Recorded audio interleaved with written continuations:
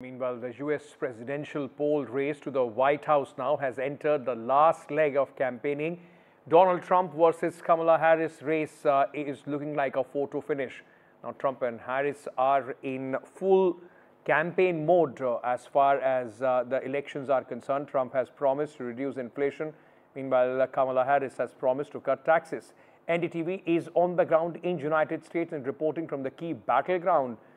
Who will the Indian Americans choose? Non-stop coverage, ladies and gentlemen, on NDTV.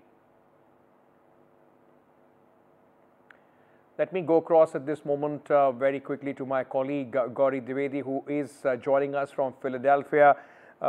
Gauri, good morning. I'm sure it's an early morning for you, like the heat of the campaign through the day will pick up. Just less than 2 days to go now. What is the buzz? What is this election hinging on?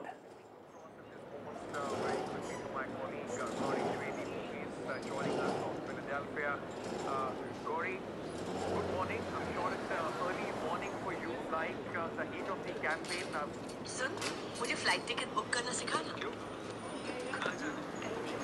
Ankit, I heard a bit of your question. It's 8 degrees and really chilly here in Philadelphia. But the race is hotting up. That's all I can say. Today in Philadelphia, Donald Trump is doing a rally. And tomorrow, Kamala Harris will be doing a rally on the eve of the election. So Philadelphia, or rather Pennsylvania, is essentially where all the action is. 19 electoral college up for grabs. And at this stage, it is really at the core of which way the election will go.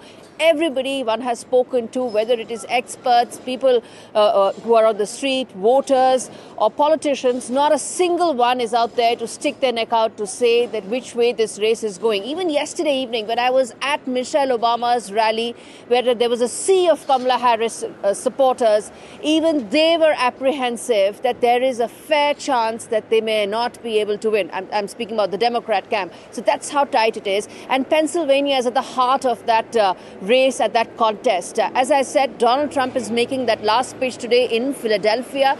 Interestingly, Philadelphia has a very large population of black Americans. They're about 42-43%. They are the single largest chunk here, and which is why it's also important for Kamala Harris to make that last stop here before she, winds up her entire poll campaign tomorrow. So it all boils down to electoral college votes, and Pennsylvania is where it all ends up being. Which way it'll go? Well, if no one's willing to stick their neck out, then we should also be waiting and watching. But one thing is for sure, it's really going to go down to the wire. And let's see whether Kamala Harris comes and creates history or not.